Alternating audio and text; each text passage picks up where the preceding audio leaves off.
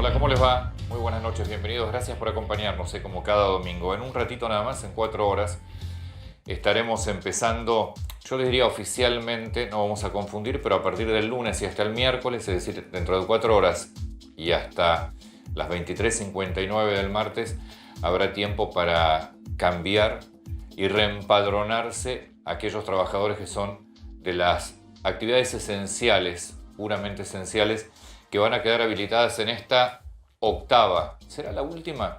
¿Será la última en esta, con este nivel de restricciones? Esperemos que sí. Empieza, por supuesto, y como lo hacemos siempre, en lo que es el AMBA. El resto de la Argentina, por suerte, está trabajando, está moviéndose a otro ritmo y con otra cantidad de apertura o una serie de apertura mucho más amplia. Pero para nosotros, aquí en el AMBA, para muchos de ustedes del otro lado, Gran Buenos Aires, Ciudad de Buenos Aires, va a empezar el miércoles una etapa muy dura.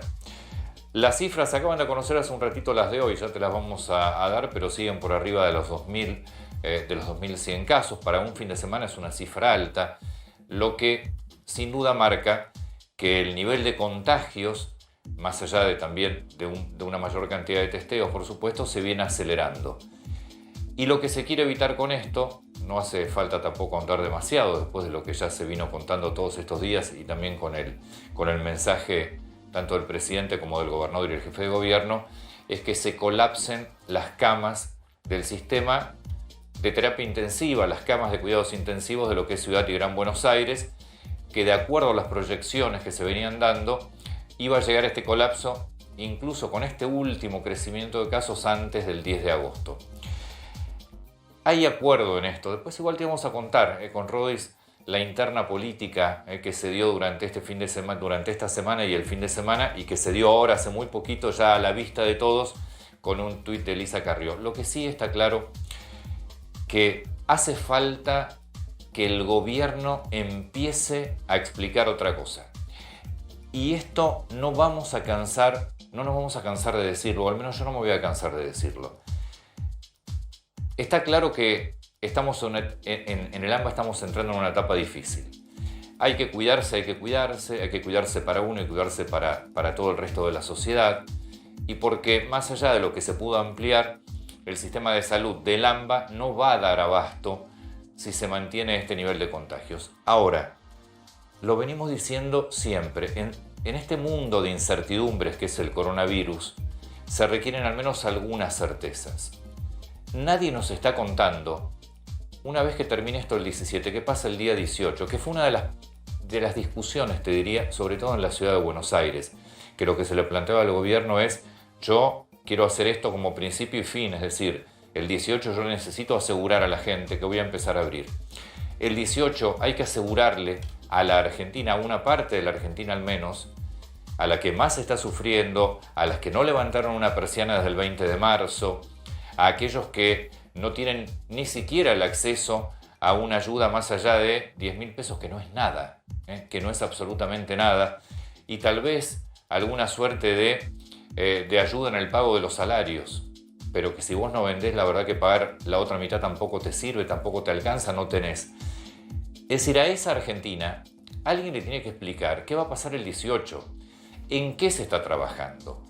Es fundamental que la Argentina arregle su tema de deuda y que se informe y que se avance y que nos digan qué está pasando con el tema de la deuda, porque para salir adelante de semejante caos económico del mundo y de la Argentina en particular, que ya venía además con 2 años terribles económicos, se necesita que la Argentina arregle su deuda. Y de repente es como que hace 10 días se dejó de hablar del tema deuda. No se sabe en qué condiciones está, no se sabe si hay avanza, si hay retrocesos. Bueno, hay que informar. Es necesario que la gente y que todos nosotros sepamos en dónde estamos, hacia dónde vamos. Hacia dónde vamos a partir del 18, insisto, y ni hablar de aquellos sectores como el sector turístico, que está liquidado, que no abrió una sola persiana desde el 20 y que además los restaurantes, que van a ser sectores que van a estar mucho más tiempo todavía cerrados. Bueno, ¿qué vamos a hacer? ¿Qué plan está el gobierno pensando o suponemos, queremos creer que se está armando? Cuando el presidente dice no me preocupa lo económico, pues lo económico vamos a salir, la verdad es que a nosotros sí nos preocupa lo económico. A gran parte de la Argentina le preocupa lo económico. Y le preocupa no saber nada de lo que está pasando en lo económico o de lo que va a pasar. Entonces, entendemos que hay que hacer cuarentena. Entendemos que en el AMBA, donde se reúne, lamentablemente, por lo mal distribuido que está la Argentina, más del 70% de la producción, entendemos que haya que cuidarse. Entendemos como un gran esfuerzo más después de 100 días que haya que tomar más restricciones. Pero díganos, ¿qué va a pasar el 18?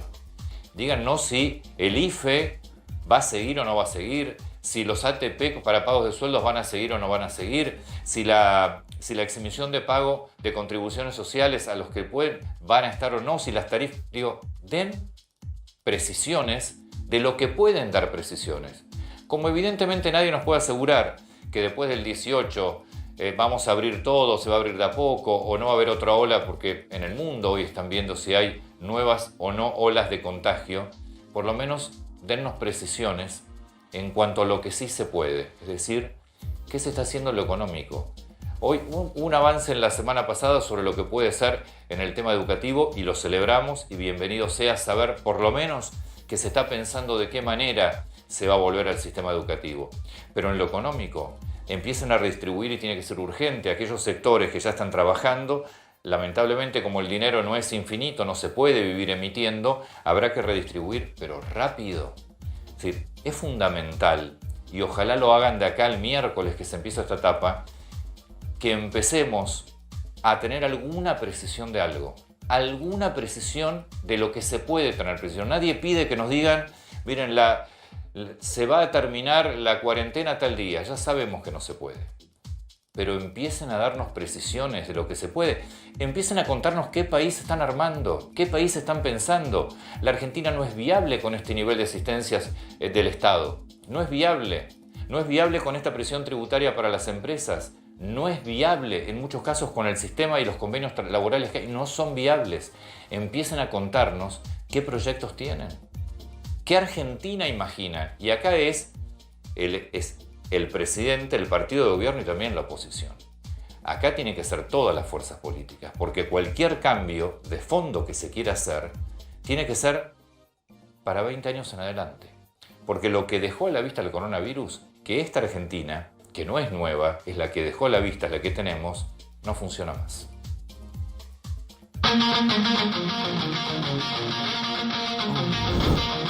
Vamos a pedirles a todos que vuelvan a aislarse en sus casas.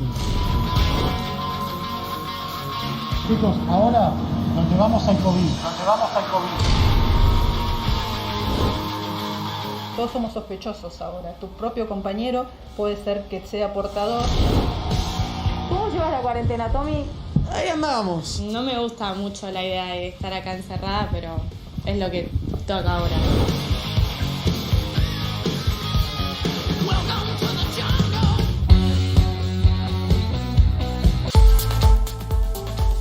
Los datos lo que sí nos muestran es que lo que dijimos desde el primer día está llegando, que es que en algún momento, y así lo vimos en la mayoría de las ciudades del mundo, en algún momento los casos empiezan a crecer en forma exponencial. Algunos lo llaman llegar al pico, es que los casos crezcan en forma exponencial. Muchas gracias por esperarnos, Rodis, bienvenido. Buenas noches, Antonio. Doctora Bárbara, bienvenida. Carlos, bienvenido también. Entramos, como dijo el señor jefe de gobierno de la Ciudad de Buenos Aires, en tal vez la etapa más complicada en cuanto a contagios. Así es, una de las charlas que se dio el fin de semana en la Quinta Olivas es esto, ¿no? Estamos entrando en el pico, estamos pasando una situación de crecimiento exponencial de casos. Los números actualizados acaban de llegar, esto es un último momento. Total país, 59.933. Estos son los datos de hoy. Estos son los datos de hoy, donde hoy se descubrieron nuevos casos, 2.189. De casi 60 tenés casi 50 en el AMBA. En el AMBA, exacto. Los números acá sumados, recién también casi 50.000 casos en el AMBA. Y bueno, una de las frases que dijo Alberto el fin de semana es que el AMBA está contagiando a el resto del país y los lugares más complicados que también podrían tener alguna suerte de restricción similar a la que se va a dar a partir de mañana y pasado. Igual eso es raro porque el país está casi cerrado. Bueno, Chaco es... Chaco fue el primer distrito con problemas de coronavirus. Acordate que fue la primera provincia que aisló localidades, fue Chaco, que aisló 4 localidades. Nunca pudo Chaco controlar la situación del coronavirus, teniendo en cuenta lo que es la cantidad de población que tiene el Chaco. Ahora, viajar por Argentina es casi imposible. Algunas industrias que necesitan transporte, exportación, esas cosas se están moviendo.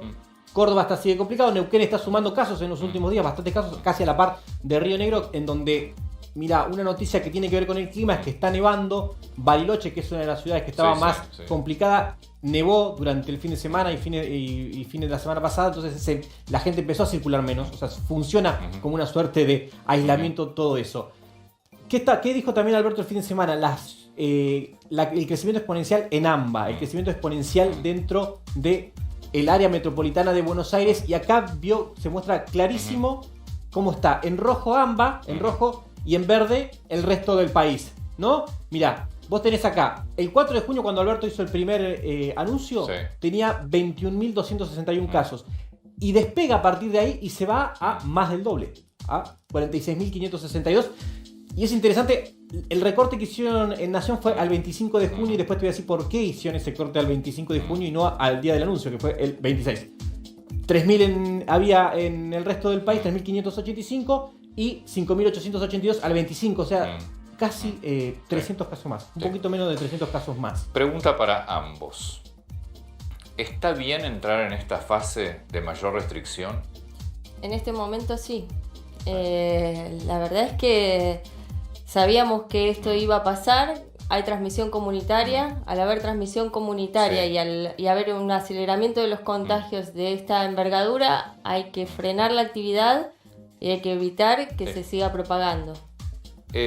También, Carlos, tu opinión sobre esto. Yo creo que solamente el aislamiento no sé qué efecto va a tener, más allá de, por supuesto, en parte cortar la transmisión comunitaria. Como ya venimos insistiendo varios, creo que como única estrategia queda pobre. Me parece que hay que salir a buscar más, digamos, como venimos diciendo, ¿no? Testear más. ¿Salir a buscar más es hacer más testeos? Sin duda, por supuesto, pero no aumentar 100 o 200 por día. Hay que aumentar y llegar a los 15.000 o 20.000 por día, sin dudas. Yo quería saber, compártele un poco lo que dice Larreta de que estamos entrando en una etapa de pico. Estamos entrando en una etapa de, digamos, la disparada de casos ya está. Claro, está acá. La verdad que no se sabe cuál es el pico. Y tampoco se importa saber cuándo es el pico. Digamos, me parece que estamos sobredimensionando el pico. El pico será un pico y lo veremos después. Hoy lo que hay que ver es cuál es el pico de internación en las camas de terapia intensiva. Eso es lo que importa.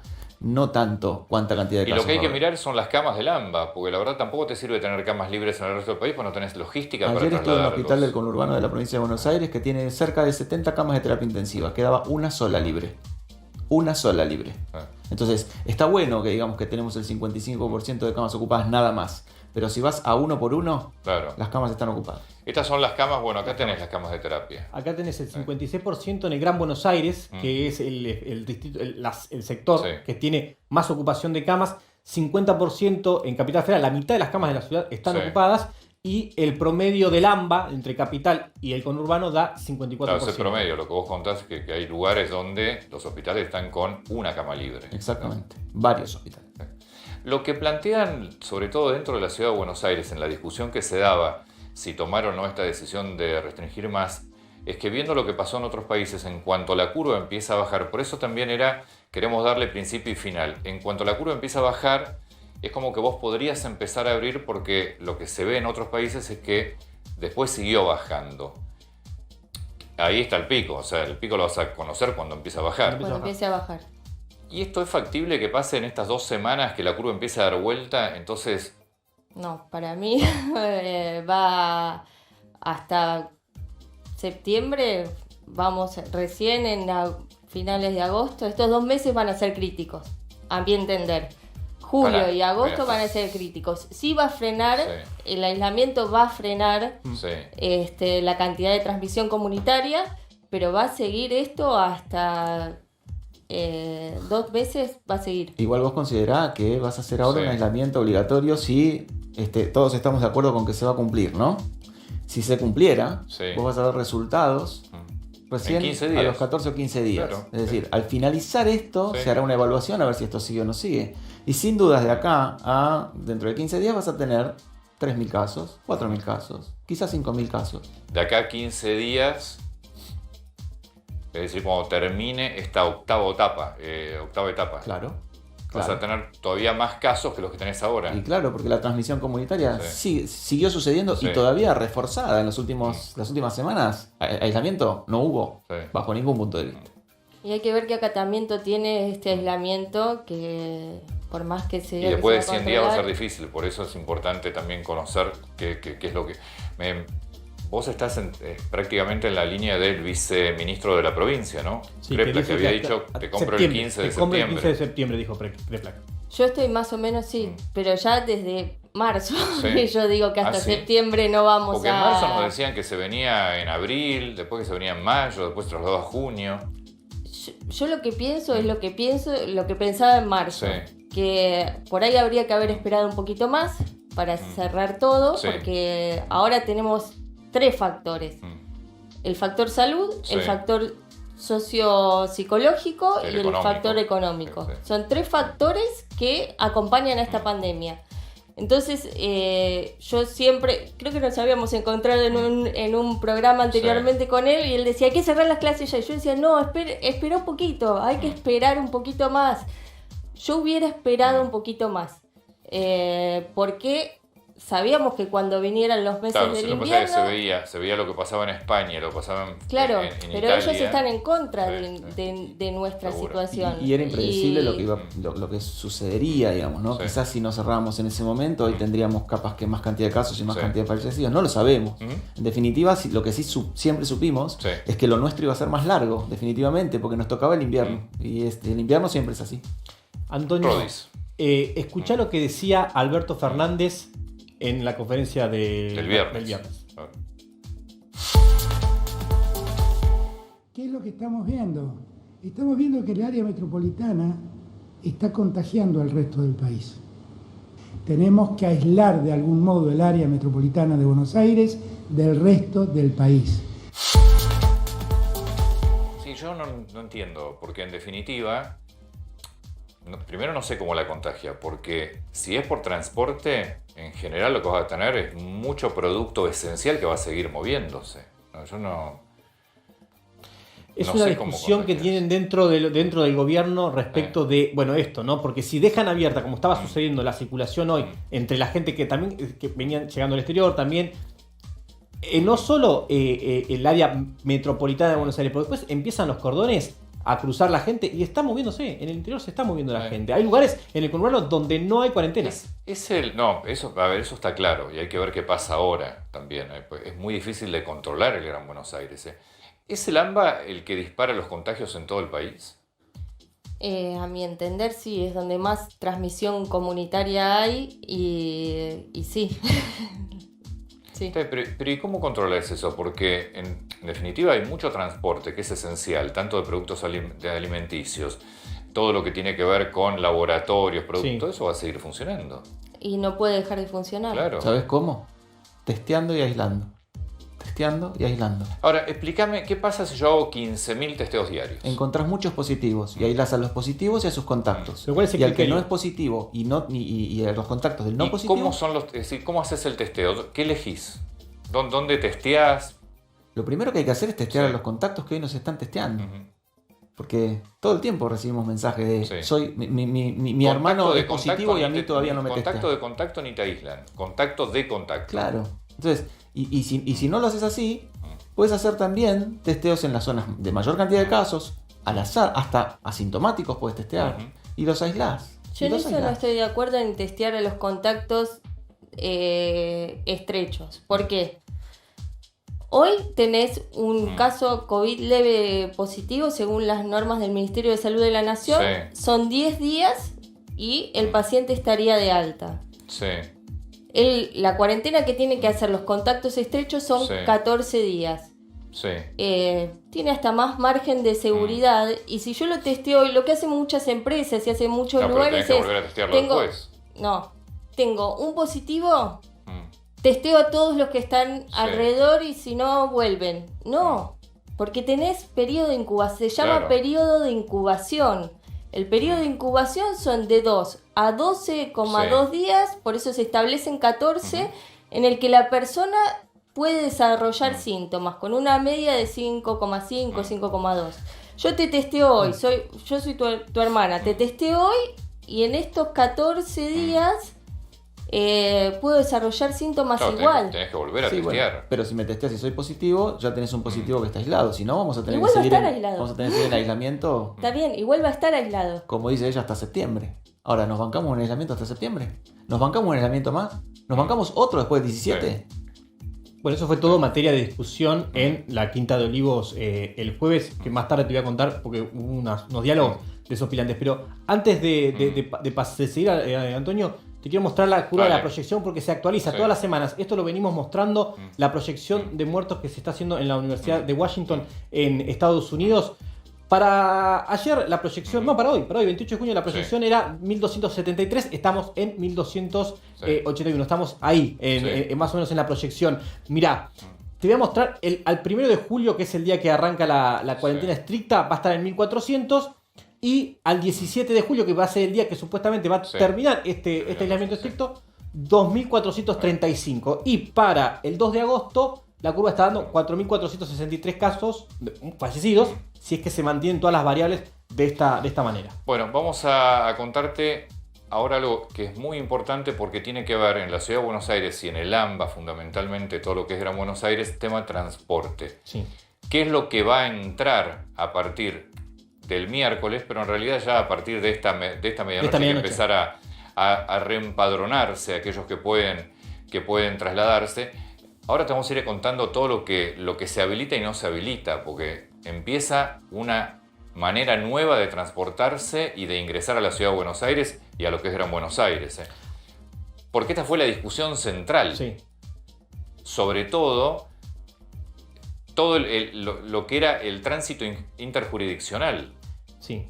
Piensen que en la Ciudad de Buenos Aires cerca del 40% de las personas que trabajan vienen de la provincia de Buenos Aires. Sí, hay una discusión que se remarca cada vez que se está relanzando la cuarentena, que es que el transporte público lo usan solo los esenciales. El gobierno sigue anunciando esto como una medida nueva. El primer decreto, desde marzo. Bueno, por eso cada vez se anuncia como una medida nueva y algo que no se respeta. Una de las discusiones es, ¿cómo se va a respetar el uso de transporte público para esenciales? Lo vamos a saludar al ministro de Transporte, a Mario Meoni, y después le vamos a preguntar a Bárbara y a Carlos las preguntas centrales de todas las dudas mayores que tiene la gente y que tenemos todos sobre el tema coronavirus.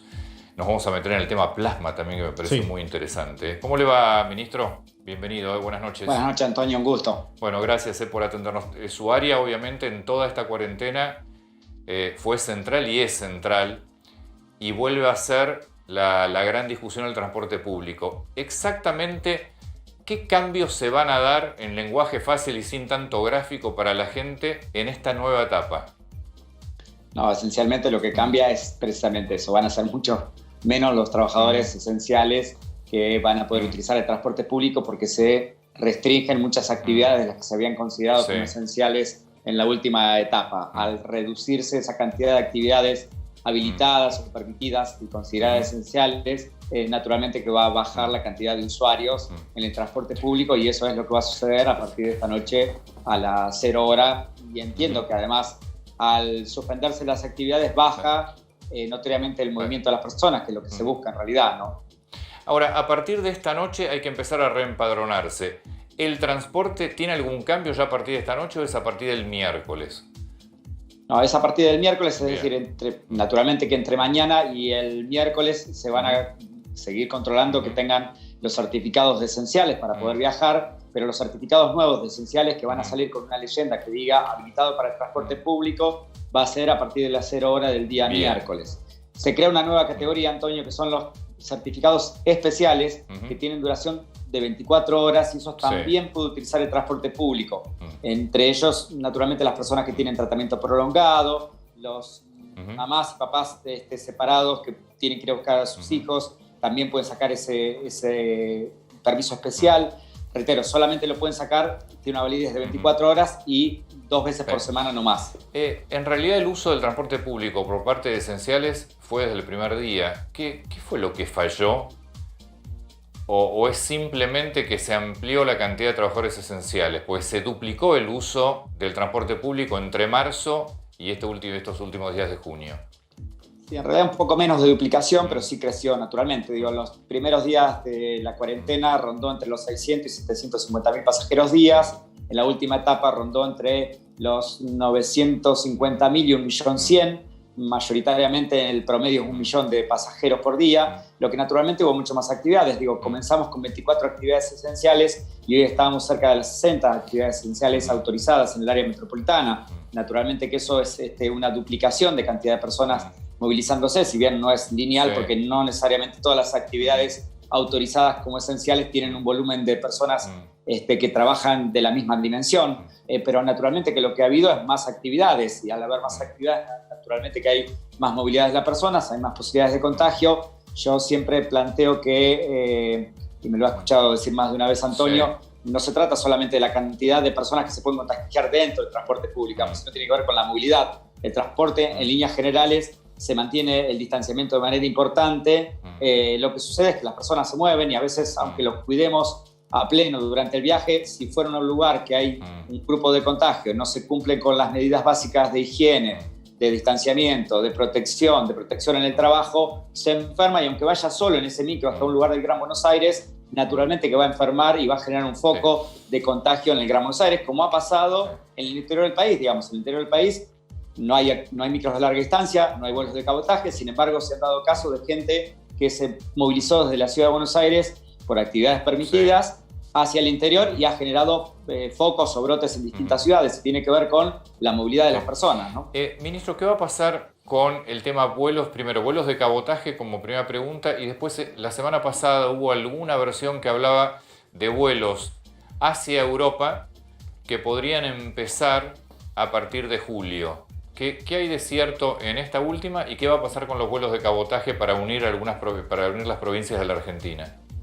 Los vuelos de cabotaje estamos autorizando algunos de manera especial que piden los gobernadores. Naturalmente que hay provincias que necesitan conectividad permanente, como el caso de Ushuaia, que tiene vuelos semanales. Lo mismo sucede con Santa Cruz. Neuquén suele solicitar vuelos y los vamos autorizando, esos vuelos comerciales, pero son solamente a requerimiento de las provincias por ahora. Teníamos planificado en los próximos días empezar con vuelos de cabotaje, pero la verdad es que no toquen Buenos Aires, pero la verdad que hasta que no tengamos un claro panorama del punto de vista sanitario de cómo se va a desenvolver la próxima quincena, es muy difícil que podamos habilitar esos vuelos de cabotajes que teníamos previsto. Con respecto a los vuelos internacionales, siguen siendo vuelos especiales, pero sí lo que hemos hecho es una programación de aquí hasta fines de agosto para distintas compañías, de manera tal de poder darle previsión a los viajeros, tanto los argentinos que aún están en el exterior y que tienen que volver a la Argentina, como los extranjeros que permanecen en Argentina y tienen que volver a Europa. Lo que hemos hecho es una programación excepcional, pero programada, de manera tal que realmente el que pueda o quiera viajar la primera semana de agosto, sepa qué día de agosto puede viajar y a dónde puede viajar, qué compañía está habilitada. Eso ya está aprobado y en curso. Lo último que le pregunto, ¿existe alguna posibilidad de cortar, pues se habló mucho de cortar el transporte interjurisdicciones, es decir, que no venga transporte de la ciudad hacia la provincia o de la provincia hacia la ciudad? Sí, se ha planteado eso, se han planteado varias cosas. Yo la verdad que no creo que sea conveniente en términos del uso de las personas que son esenciales y que necesitan movilizarse, o aquellas que por razones de fuerza mayor necesitan movilizarse, digamos. La verdad que además, naturalmente lo único que queríamos es complicar a la gente. Supongamos el ejemplo que rondaba en algún medio, que vienen ahí en la línea 60, se baja la General Paz, cruza caminando la General Paz y sigue con el colectivo en la ciudad. Entonces, la verdad que no tiene mucho sentido práctico, digamos, ¿no? Nosotros lo que creemos que hay que tener, por el contrario, una oferta amplia de transporte, y aún cuando hoy haya una cantidad más reducida de personas habilitadas, vamos a mantener y sostener la oferta de colectivos y de trenes para que se mantenga el distanciamiento. Ministro, muchas gracias, muy atento. No, muchas gracias a ustedes. Buenas noches. Muchas gracias, buenas noches. Me tengo que parar, estaba cómodo acá. Perdón. Sí, por favor. Tengo un dato que está circulando a partir de este momento y es nos están escribiendo respecto de lo que está sucediendo con los permisos nuevos que van a empezar a darse. El permiso, lo que decía el ministro, el permiso te va a decir habilitado por el transporte público, Exacto. cosa que hasta ahora nunca pasó. Bueno, ¿qué también te está preguntando? Porque entre las preguntas que te hacía era, la edad, si tenías alguna enfermedad preexistente, una diferente cantidad de datos. Bueno, una nueva pregunta que te va a hacer el permiso es si tuviste un contacto estrecho con algún caso de COVID durante 15 minutos en los últimos días. Es una pregunta importante. ¿Y qué está sucediendo? El personal que trabaja en la salud está respondiendo a esta pregunta. Los que trabajan en caso de COVID dicen que sí. Claro. ¿Y qué está sucediendo? No les están dando el permiso. Entonces se está viendo algún problema respecto de los trabajadores esenciales que están en contacto con enfermos o contagiados de COVID y no les están dando el permiso. No, y tiene personal de salud, todos. Sí. Porque la mayor parte tuvo algún contacto. Sí. Después tenés fuerzas de seguridad que también puede pasar eso. Sí, totalmente. Bueno, eso lo tiene que corregir antes tienen 3 horas para corregirlo. Y evaluarlo, claro, evaluar cada caso, ¿no? Porque hay casos que son son trabajadores esenciales o son personas que deberían ser testeadas, ¿no? Bueno, vamos a pasar a la parte política, que es lo que sucedió a partir del anuncio. Tenemos este tuit de Elisa Carrió, quien hoy se refirió a la cuestión del aislamiento y al respecto de la cuarentena y sobre todo en Cava, ¿no? Ella dice que este sea el último gran esfuerzo que se le pide a la sociedad. Que esto es lo que plantea también Cava, la Reta plantea esto. Exacto. Sí. Bueno, ¿por qué lo hace Carrió? Es una pregunta también que surge alrededor de esto. No podemos vivir en estado de excepción permanente donde se violen las libertades individuales y los derechos humanos. El gobernador de la provincia de Buenos Aires debe dedicarse a gobernar, que se deje de mentir. Esta es toda la pelea política. Esta es la pelea política y después agrega un saludo, sigamos cuidándonos y cuidándonos. Pero esto de que sea la última, la Reta lo planteó y fue parte de la discusión. Bueno, ¿qué pasó en la discusión? De querer, dice, bueno, si vamos a esto, a mí déjame decir que el 18 yo empiezo a abrir. Exacto, yo te decía, hoy te marcaba por qué los informes que dio Alberto Fernández durante el fin de semana, durante el viernes en la conferencia de prensa, estaban al 25 de junio. ¿Por qué? Porque el anuncio se iba a hacer ese día. Se iba a hacer el 26. El jueves. El 25 fue miércoles. Perdón, se iba a hacer el 26. Exacto, el 26. Y estaban hechos al día anterior. Me parece, ¿no? Sí, creo que sí. 27. Se iba a hacer pero se iba a hacer el día siguiente. No, 25. ¿Sí? 25. Jueves 25. Ayer fue 27. Sí. Perfecto. El jueves 25 se iba a hacer el anuncio. Claro, tenés razón. Y se hizo el 26. Y se hizo el 26. Bueno, ¿por qué se hizo el 26? Porque cuando llega la Reta a la reunión empieza a plantear de que él quería hacer esta cuarentena más estricta a partir del 5 de julio. Ese era el planteo que tenía el gobierno de la ciudad. No era necesario hacerla tan rápido. Kicillof llega con otra idea. Esto necesitamos hacerlo ya. La decisión de tomar a partir del 1. Claro, se partió la diferencia de Fernández. Porque vos decís, ¿por qué el 1 de julio? ¿Por qué si la cuarentena termina el 28, la tenemos que hacer el 1, 2 días después? Bueno, es llegar a un punto intermedio entre los dos. Y ahí, bueno, fue que la Reta le pedía esto y Kicillof, bueno, termina cediendo un poco. La discusión termina primero y es Alberto Fernández quien dirime entre estos dos. Ponete, a la mitad. Exactamente.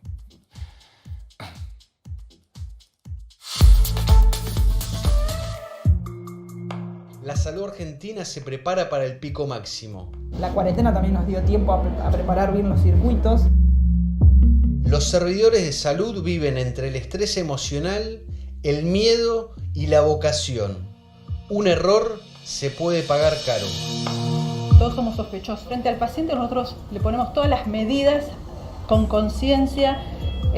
Cada paso, cada técnica que uno lo realiza con más detenimiento. Pero cuando uno sale de eso, se relaja. Y es donde tenemos que cuidarnos más. Y si alguno en algún momento se equivoca, cosa que puede pasar, tiene que ser rápidamente reconvenido por el que tenga más cerca.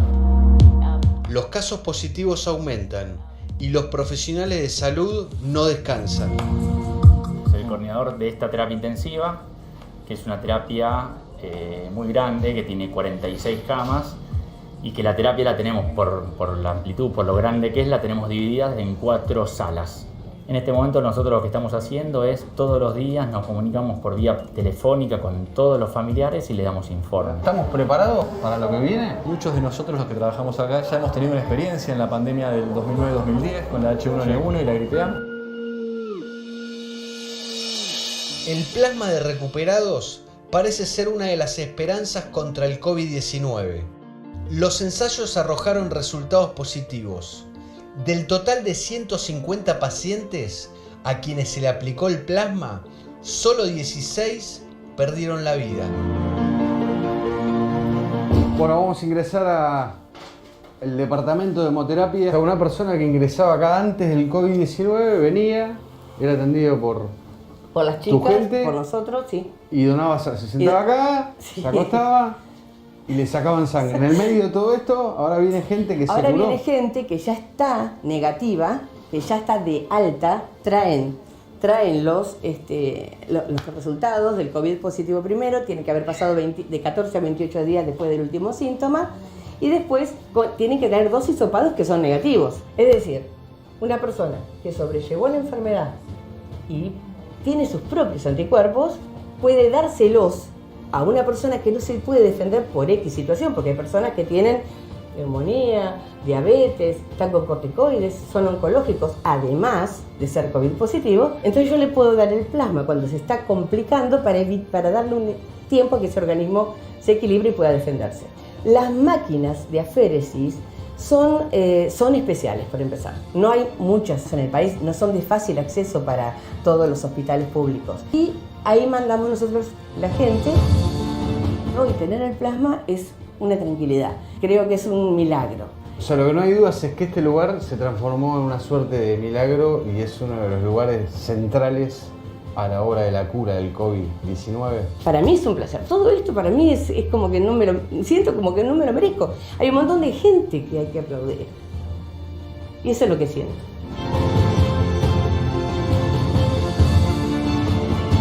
Estamos en unos lugares donde se gestan los milagros de la vida con actos de amor como estos. Que parece simple, pero es muy generoso, que son bolsitas de sangre de personas que tuvieron un acto de amor y confiaron en la salud. Acá este es uno de los 5 hospitales donde hoy se hace la extracción de sangre para plasma. Así es, este es uno de los lugares donde las personas deben de llenar este formulario, que dice un formulario de plasma convaleciente, un título un poco complejo, pero básicamente es uno de los lugares en donde se está gestando esta suerte de programa que todavía no se sabe ni está muy en claro si es algo que funciona o no. Lo cierto es que en este caso en particular, de 150 pacientes tratados, solo 16 perdieron la vida. Pregunta sobre el tema plasma. Porque lo que hasta ahora está reglamentado, entre comillas, podés donar hasta 3 veces sangre.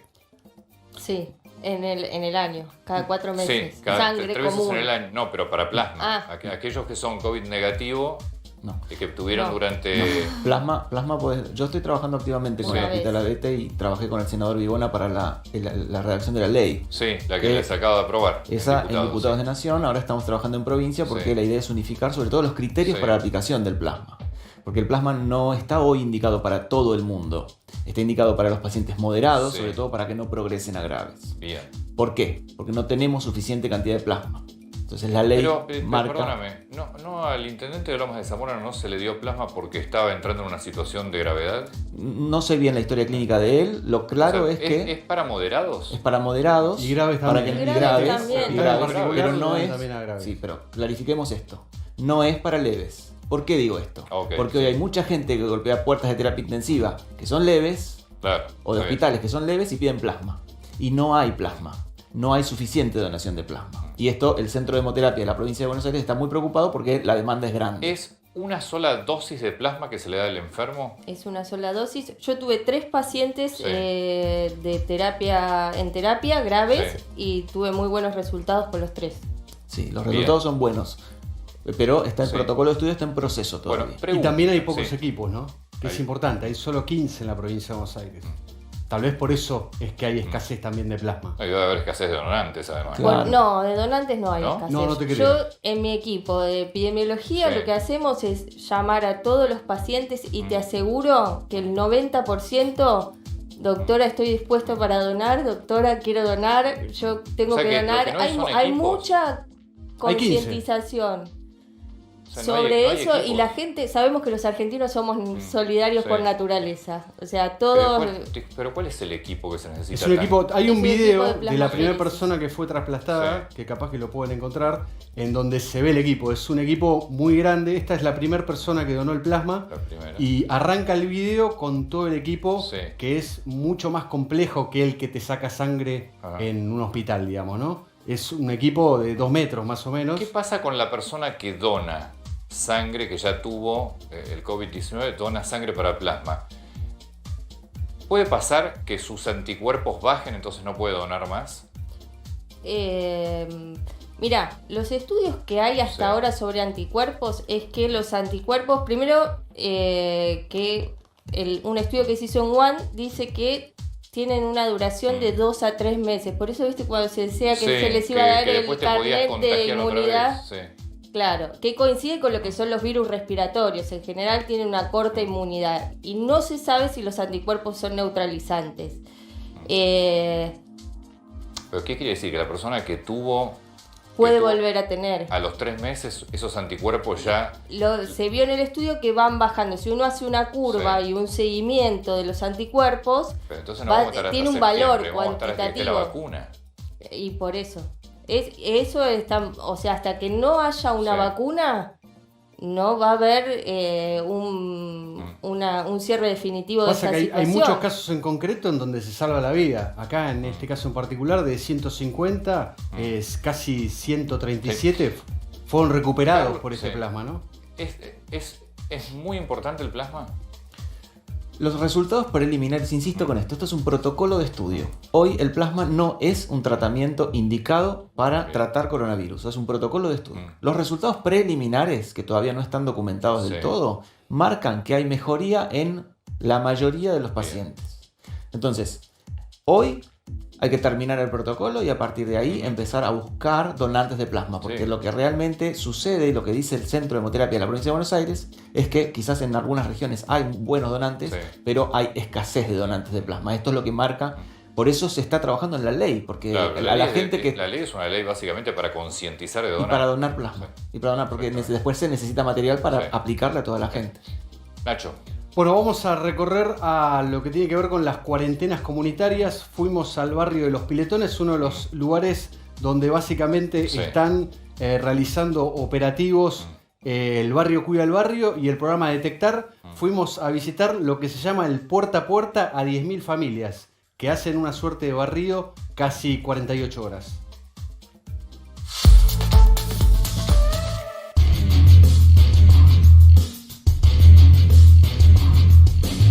Chicos, ahora nos llevamos al COVID. A 100 días de la cuarentena, la estrategia de la emergencia sanitaria apunta a salir a buscar el enemigo puerta a puerta. Bueno, el programa El Barrio Cuida el Barrio es un punto estatal de gestión comunitaria donde los vecinos, junto con el plan Detectar, ¿viste? El programa Detectar, que es lo que está funcionando, de que el Ministerio de Salud detecta los posibles sospechosos y a partir de ahí los podemos aislar. El barrio Los Piletones tenemos 11 manzanas, ¿sí?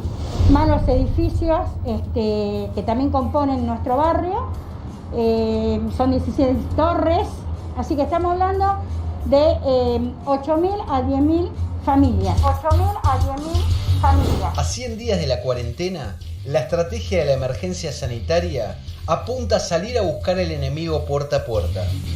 La segunda fase de nuestro programa se centra fundamentalmente en hacer un acompañamiento y una búsqueda activa de casos. Entendemos que hoy es la línea a seguir. Si no encontramos los focos y cercamos los focos, esto se va a empezar a diseminar.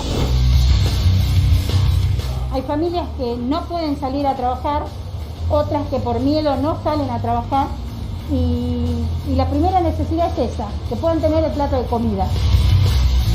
¿Viene a buscar lavandina y detergente? Sí, el barrio necesita. Sí. El barrio ¿Y si usted no le dan acá, no lo puede comprar? No. No hay plata. Vos fijate que hay una cuarentena comunitaria, pues la gente no puede hacer cuarentena en sus casas. Comparte el baño con 4 habitaciones más, con 4 casas más. Los operativos Barrio Cuida el Barrio, junto a Detectar, salen compulsivamente a testear y a aislar a potenciales infectados. O sea, ustedes recorren todas estas casas todas las semanas. Todas las semanas vuelven a recorrer y a tomar la temperatura porque puede haber un caso. Exacto. Se llama barrido. Acá vive una persona, acá vive otra, al lado vive otra. Y acá el distanciamiento social es una utopía, porque ¿de qué manera nosotros podemos acá mantener la distancia social? Cuénteme, señora, ¿hace cuánto está aislada? Ya pasamos más de un mes, ya va a ser un mes aquí también. Un mes. Sí, ¿Y cuántos dieron positivo? toda la familia le dieron positivo, pero entramos sin síntomas, sin nada, ¿viste? Sin... Asintomático, Sí, claro. claro, exactamente. ¿Y se asustó alguno cuando se enteraron que eran positivos? Me imagino que usted como mamá ya haber tenido un poquito de miedo. No, porque tenía fe en Dios que iba a salir todo bien, porque estábamos bien nosotros, así que no teníamos ningún síntoma. Los trabajadores de la economía popular tienen el rol de promotores comunitarios y son los encargados de recorrer las villas. 36-3. ¿Estamos bien? Estamos bien. Perfecto, perfecto. ¿Cómo te sentís, Rosalia? Bien. Yo me cuido acá. ¿Se cuida? ¿Cómo se cuida, Rosalía? Cuéntenos. No estoy saliendo. Desde que empezó la cuarentena. ¿Hace 100 días no sale de su casa? Si no le traerían la comida, usted no puede salir. No. Porque es factor de riesgo. Sí. ¿Qué le diría a la gente que se va? Por favor, que se cuide, que tenga fe y que no salga de su casa. Eso nomás yo lo que pido.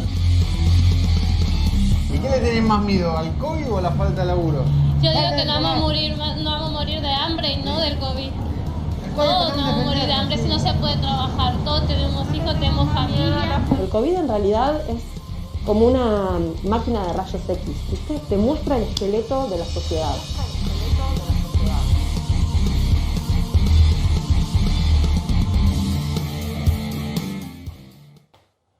Claro, es que el control en los barrios de emergencia es casi imposible. No, es inviable. Bueno, acá estamos viendo una de las colas de la cuarentena comunitaria y la realidad es el primer problema que funciona y que todos hablan del famoso índice CAT. A todos les pasó que tienen un problema vinculado al índice CAT, que es lo que ellos lo nombran así. CAT, ¿qué significa? Es comida, alquiler, trabajo. Todas estas personas que usted ve ahí tiene el 60%, 70% esos tres problemas, incluso que te digo que la mayoría debe 3 meses de alquiler. Sí, mínimo. Porque no son propietarios, es uno de los grandes mitos de estos lugares. Repasamos preguntas importantes para ustedes, Bárbara, Carlos. Bueno, esto es también una de las preguntas que uno escucha con más frecuencia. ¿Cuánto tiempo tenés que estar cerca de una persona positiva para contagiarte? Más de 15 minutos. Sí. Sin elementos de protección personal, Sí. por eso cuando hablaban de la app, que mucho personal esencial se lo están bloqueando, el personal esencial cuando haga el cuestionario tiene que saber que si estuvo con el equipo de protección personal, no se considera que estuvo más de 15 minutos con un enfermo. O sea, son 15 minutos sin equipo de protección personal y sin barbijo, o más de 2 horas, o quienes comparten un ámbito laboral. Bien. O quienes duermen en la misma habitación. Segunda pregunta, Carlos. Bueno, esto es porque una persona en contacto completamente estrecho con otra no se contagia. Caso Insaurralde. Esto pasa con todas las enfermedades. Nosotros lo vemos mucho en pediatría, con todas las enfermedades. Sí. Si vos encerrás Claro, en una habitación. Como se habla de que esta enfermedad es recontra contagiosa. Sí, pero también tiene que ver con el estado de inmunidad de la persona que está, digamos, en contacto, con la carga viral de la persona que contagia, con el ambiente y con el azar. También tiene que ver con el azar. Pasa con todas las enfermedades. Si vos encerrás en un cuarto un montón de chicos y uno tiene varicela, no todos se van a contagiar de varicela. Bien. No hay nada que determine que una persona no se contagia por viste que se hablaba del factor sanguíneo, del grupo sanguíneo. No, sin duda las personas con trastornos de la inmunidad se contagian más fácilmente, por supuesto.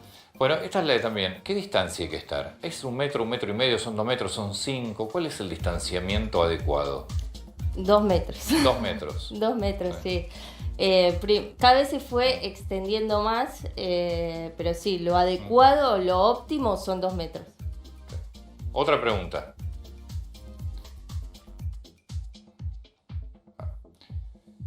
Esto es una discusión que nosotros tenemos habitualmente durante la mañana del programa también. ¿Qué hacemos con lo que traemos, que compramos? ¿Cada paquete lo tenés que desinfectar? Digamos, lo recomendable es que si vos venís de afuera de la calle y tomaste contacto con material y lo traes a tu casa, sí, pero con la mezcla del alcohol o con la dilución de lavandina, rociando los embalajes, las bolsas, con eso alcanza. Lo mismo que la ropa. Por paquete limpiarlos. Sí, claro. Rociarlos. No hay que volverse loco con esto, pero si uno lo hace es mejor. Por supuesto, lo mismo que el trapo de piso con la lavandina en la entrada. Porque hay gente que no salió en todo este periodo y se ha contagiado y que no entiende por qué. ¿Puede ser por un paquete? Es muy difícil que haya sido por el paquete. La verdad es que la transmisión indirecta, que se le dice que es cuando... O sea, la transmisión indirecta es cuando yo estoy en contacto con una persona, tose o estornuda o las gotitas que larga cuando habla, ingresan en mi nariz, en mis ojos o en mi boca. Y acabo de decir que no... Y no la indirecta es cuando tose, habla, estornuda y las gotitas que deja, yo las toco, llevo la mano... Es muchísimo menos frecuente la transmisión indirecta. ¿Y esto es alcohol diluido 70% o la mezcla de lavandina? O la dilución de lavandina. Rociar los paquetes. Sí. Bueno. Una más. Bueno, esto también es una pregunta que estábamos hablando hace un rato. Está contestada. La persona que está inmunizada, pues ya tuvo, tal vez le dura 3 meses la inmunidad. Esto es medicina basada en la evidencia. Es un virus nuevo. Si bien los coronavirus están hace muchísimos años, este es un virus nuevo que estamos conociendo. ¿Sí? Los estudios que hay de Wuhan dicen que o sea, los anticuerpos que tenemos pueden ir bajando a los 2-3 meses. La verdad es que no se puede dar una definición exacta de esto porque no la tenemos. Bueno, la última que le hicimos muchas veces, que tiene que ver con las mascotas. Pero más allá de que las mascotas se contagien o no, ¿qué pasa con una persona que saca a pasear a su perro y después ese perro se sube a una cama? Es muy poco probable que las mascotas contagien. De todos modos, lo que se recomienda es, si vas a salir con la mascota y entras a tu casa, limpiarle las patitas con agua y jabón, y con eso está bien. Pero es muy poco probable que las mascotas, digamos, trasladen la enfermedad. ¿Y las mascotas en contacto con un positivo no lo tienen? No. Ni transmiten la enfermedad a las personas. No le limpien las patitas con lavandina que les irrita, por favor. Con agua y jabón. Agua y jabón. Claro. Bárbaro. Bueno, la última de todas, de las preguntas más frecuentes que se van escuchando, esto, barbijo, tapabocas, ¿cuánto tiempo lo puedes usar y cada cuánto lo tiene que cambiar? Porque la verdad que hay gente que vos lo ves que parece que usa siempre el mismo barbijo, llega a su casa, lo deja, al día siguiente se lo pone. Bueno, depende de la eficacia del barbijo, ¿sí? Se supone que el barbijo quirúrgico o el N95, los de uso médico, tienen que estar reservados para el uso médico y los tapabocas para el resto de la población. Lo que hace el tapaboca es evitar que si yo toso o estornudo te contagie a vos. O sea, vos me cuidas a mí, yo te cuido a vos. Pero digo, ¿lo usás para salir? No tiene una alta eficacia. Sí, yo lo uso todo el tiempo. No tiene una alta eficacia para evitar contagiarte, ¿sí? Lo que hago es cuido al otro. Si yo soy un portador asintomático o si tengo síntomas, me lo pongo para cuidar al otro. Lo que no hay referencia es de algún trastorno o alguna enfermedad relacionada con el uso prolongado del barbijo. Muchísimas gracias, Bárbara. Carlos, muchas gracias. Ahora ya venimos, vamos a hablar con Ricky Sarcani, que pasa de al lado de un empresario con estos 100 días, más de 100 días ya de cuarentena, y nos vamos a meter en el caso del espionaje y en el caso de Lázaro Báez, del juicio de Lázaro Báez, que empieza, mejor dicho, reempieza esta semana. El coronavirus es un bicho chiquito que viaja por el aire y es espinoso. Se ve con la lupa, pero no se ven los virus. Para mí es una enfermedad grave. Sería como un virus normal, sería más o menos, pero muy contagioso. Una bolita así, con algunos puntitos, algo así.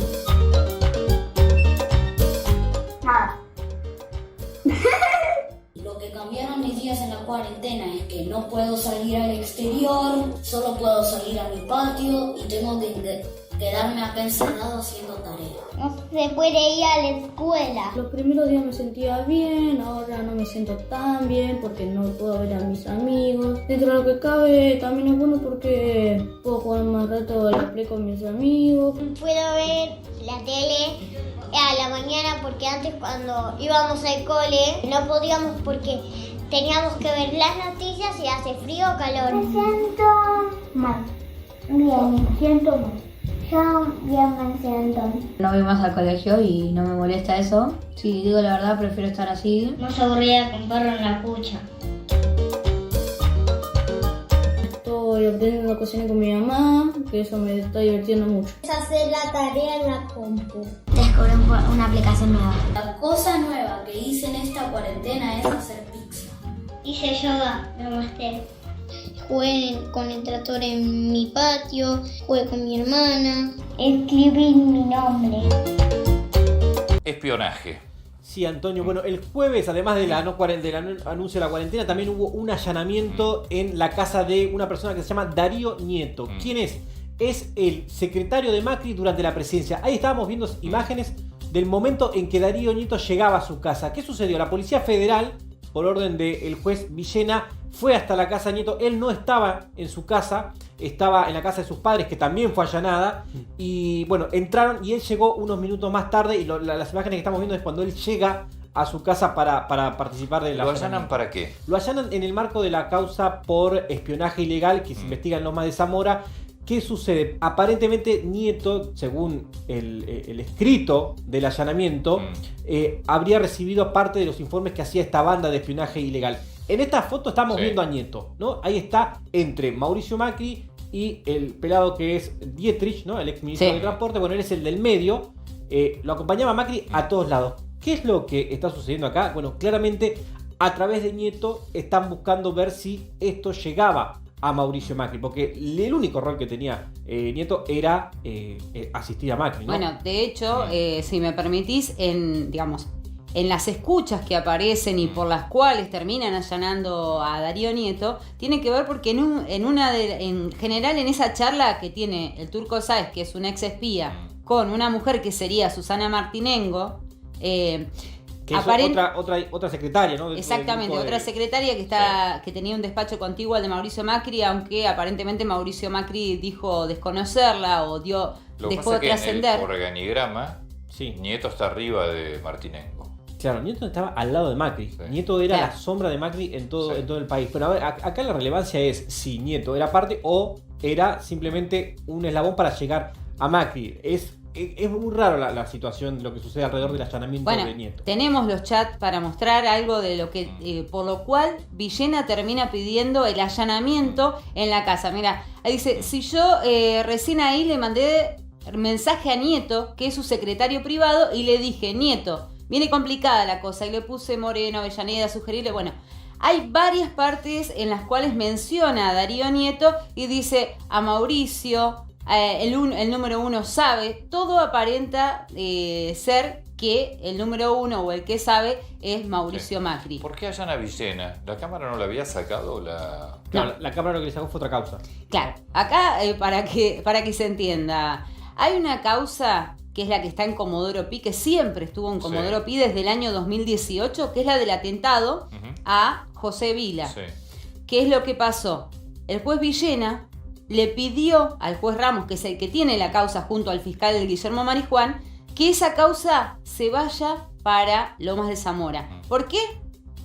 Ahí tenemos a los protagonistas, Guillermo Marijuán y Villena, que es la pelea central de este momento. Y yo creo que esto no va a quedar acá, porque hoy Guillermo Marijuán está solicitando toda la causa de espionaje para Comodoro Pi. ¿Tiene mucho poder un juez o un fiscal si tiene esta causa? Y claro, porque está siguiendo todo el seguimiento que tenían respecto de la AFI anterior. Es importante porque esto involucra al jefe de inteligencia de la Argentina, a la subdirectora de inteligencia, podría llegar al presidente. Claramente el allanamiento a Nieto está buscando tratar de llegar a Macri. Sí, obvio que tener este expediente es tener poder. Sí, tenemos algunos chats más para mostrar, si te parece.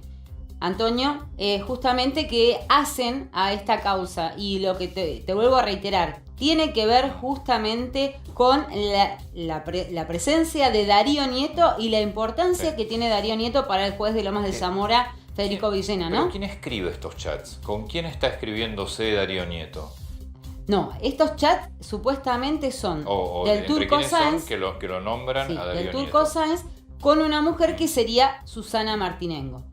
Y Susana es la que menciona, porque le dice, hola Turquito, hablan como en confianza y todo se lo pasan, supuestamente toda la información pasa para Darío Nieto. En teoría lo que dicen es que la que hablaba con los espías era Martinengo. Claro. Que Martinengo le entregaba las cosas después a Darío Nieto para que se las diera con Macri. la banda Super Mario Bros. Claro. Bueno, por eso, hasta ahora la cercanía más grande a Macri era Susana Martinengo. Con la aparición de estos chats y donde Susana Martinengo dice que le va a decir a Darío, bueno, aparece un eslabón más. Lo único que hay hasta ahora en la relación a Darío Nieto es solamente una mención a él en un chat. Por eso lo allana. Bueno, el enojo, si querés, dentro del entorno de Macri lo allanan solamente por una mención en una causa. Pero fíjate además que le hicieron un seguimiento a Darío Nieto. Durante 72 horas hicieron un seguimiento de todos los lugares donde estaba él moviéndose dentro de la ciudad para saber el momento en que lo iban a allanar, y además le interceptaron comunicaciones. O sea, a un supuesto espía lo espiaron. Ahí vos, Antonio, tenés algo muy relevante, que es, vos al tener los chats de Nieto, al tener el celular de Nieto, porque le llevaron el celular, le llevaron la computadora, le habrán llevado algunos documentos de la casa. Al tener el celular de Nieto, vos estás teniendo contacto directo con la intimidad del presidente, del expresidente en este caso, ¿no? Entonces, es claro que cuando van a buscar a Nieto, están tratando de llegar a Macri. Y vos me vas a decir que Nieto, después que surgió la causa hace 2 semanas o 3 semanas, el celular no lo borró. Yo no sé. Eso es lo mismo que me digas que Stornelli, cuando lo citaba el juez federal por la causa D'Alessio, no borró nada del... ¿Cuántos meses estuvo en rebeldía Stornelli? 8 meses. Y no borró nada. El día anterior al allanamiento cuentan cerca de Darío Nieto que él recibe un toque en el timbre que le dicen llegó el delivery, llegó la pizza, baja, a pesar de que no había pedido pizza, no había pedido comida, baja de todos modos y no encuentra a nadie en la puerta. O sea, estaban tratando de averiguar el domicilio. Sí, claro, es el seguimiento que yo te digo que hicieron, porque allanaron 3 domicilios y además un estacionamiento. Todo en relación a Darío Nieto. Evidentemente hay información que quiere tener el juzgado de Federico Villena y que lo iba a lograr si hacía esos allanamientos. De hecho, en la orden de allanamiento aparece la palabra detención, que fue la confusión que se generó en algunos medios, pero era el hecho de, si se negaba al allanamiento, tenían la orden de detenerlo. Bueno, hubo ahí como un traqueteo porque él no quería justamente que entregar el celular en su momento, y finalmente terminó dándoselo a los oficiales, todo de forma pacífica. ¿Arriba fue a declararse? No. Y en esta causa, puntualmente en la de Villena, todavía no está formalmente imputado y ni siquiera está presentado. Ellos están, por ejemplo, Arribas y Magdalani en la causa de los mails que está en Comodoro Pi. ¿Sabés quién es el abogado de Magdalani? Los del caso Nisman. Los abogados Vigliero y Romero Victoria escribieron el caso Nisman. No vino a buscar a Ricky Cercani. Muy bien. ¿Qué causa? No hay nadie que no espíe cuando maneja la AFI o la CIA. ¿Cómo estás, Ricky? ¿Cómo va? Bienvenido. Muchísimas gracias por invitarme. ¿Cómo estás sobrellevando esto desde tu rol de empresario? Te dijo, ¿todos tus locales están en shoppings? El 90% de los locales están en shoppings, el 90% de los locales están cerrados, más del 90%. Tenemos desde hace algunos años, 8 años, fuimos innovadores con el tema de empezar fue fortuito, a vender online. Eso nos permitió tener un lugar de vanguardia en lo que es el comercio online, y eso nos permite generar una cantidad de ingresos para pagarle a las vendedoras que actualmente no están trabajando. Pero obviamente al tener las fábricas hasta hace muy poco tiempo paradas y ahora trabajando con todos los protocolos en grupos, con lo cual la producción es el 50%, es como que estuviéramos contentos porque estamos comiendo y estamos comiendo lo que tenemos en la heladera. Pronto lo que tenemos en la heladera, si no lo reponemos, se va a acaar. Está comiendo el stock. Sí, Pero yo soy un optimista por naturaleza. Esto es una cosa que tengo inherente, algo que heredé de mi familia, con lo cual lo que más me preocupa es el periodo post-pandemia, post-cuarentena, donde somos los emprendedores los que de alguna manera vamos a tener que buscar la forma de generar valor agregado, generar trabajo, para poder salir adelante. Y vamos a salir adelante. ¿Tuviste que despedir gente? No despedimos a nadie. Por otro lado, está prohibido despedir gente. Pero pero hay que pagar doble indemnización, pero... Sí, pero creo que hay una prohibición para despedir gente. Que Sí. si no vendés y lo tenés cerrado, no tenés cómo pagar un sueldo. Pero por eso te preguntaba. Antonio, lo último que haría yo en mi vida sería despedir gente. ¿Por qué razón? Porque la gente es el capital más importante que tenemos en la empresa. Podemos llegar a vender inmuebles, o podemos llegar a vender máquinas, o lo que sea, o endeudarnos, pero la gente es lo más importante que tenemos, lo que más nos costó conseguir. Yo empecé vendiendo zapatos. Nos peleábamos con mi papá y con mi hermana para venderle los zapatos a las clientas. Luego empezamos a crecer y, bueno, obviamente, la responsabilidad me hizo que dejara de atender al cliente, no era algo que a mí me encantaba. Y empezamos a tener distintas personas que nos acompañaron poniéndole la misma pasión que teníamos nosotros. Y logramos un equipo único, invencible. Somos una familia. Con lo cual, lo último que haría que una persona que tiene puesta nuestra camiseta, a la cual fue creciendo con nosotros, que tiene nuestros valores, que tiene la cultura del trabajo, que tiene la cultura de la responsabilidad, que cuando algo pasa mal no duerme a la noche, tener que prescindir de eso. Buscaríamos alguna razón. Es que eso es lo que pasa con las pymes. Yo no sé qué promedio de antigüedad tienen tus empleados, pero deben ser alta, porque eso es lo que pasa con las pymes. Tengo algunos que empezaron con mi papá, o sea, me conocen desde que yo iba chiquitito y me sentaba al lado del banquito a hacer zapatos. Pero fundamentalmente... yo tengo una historia familiar de inmigrantes que pasaron la Segunda Guerra Mundial. Y las anécdotas que tengo yo de mi madre, las anécdotas que tengo yo de mi padre, que escribió su autobiografía, me hacen saber de que lo que estamos viviendo es obviamente, es parte de la historia de la humanidad. Así como mis padres me contaban que vivieron la Segunda Guerra Mundial, seguramente van a contar nuestros hijos que nosotros vivimos este periodo de pandemia, donde lo que tenemos es una gran incertidumbre en cuanto a lo que viene. Pero yo lo asemejo a que esto es un tremendo terremoto, un tremendo sismo. Entonces lo que tenemos que hacer es cuidarnos. Cuando termine de temblar la tierra salimos y encontramos todo devastado. Hay dos visiones. Qué desastre. Mirá lo que tenemos, esto va a ser peor que antes. Y otra, tenemos todo por hacer. Tenemos que construir calles, tenemos que construir estaciones de tren, tenemos que construir edificios. Cuando escuchás que alguien dice construir edificios, dice, entonces van a necesitar vidrio. Yo me voy a dedicar a la industria del vidrio y yo voy a hacer plomería. Y de alguna manera... todo lo que fue pasando en la historia de la humanidad, tremendos sismos, tremendas pandemias, porque los historiadores saben que hubo pandemias, después tuvieron un resurgimiento. Va a llevar tiempo, va a llevar tiempo. ¿Tenés algún auxilio por parte del Estado? ¿Solicitaste? ¿Te lo dieron? Sí. ¿Bien? Sí, presentamos todos los papeles que correspondían, todos los certificados, y tenemos el auxilio del Estado. Obviamente que una vez que uno se entera ciertas cosas, como decir, bueno, entonces ahora vamos a participar de un empresa, y dice, pero ¿qué es esto? Claro. Yo no es que lo pedí, es una necesidad que tenemos para poder seguir de alguna manera soportando este tiempo, que obviamente... el tema de mantener una cuarentena por tiempo indefinido no es algo que uno pueda considerar. Y el tema de recibir un auxilio por tiempo indefinido tampoco.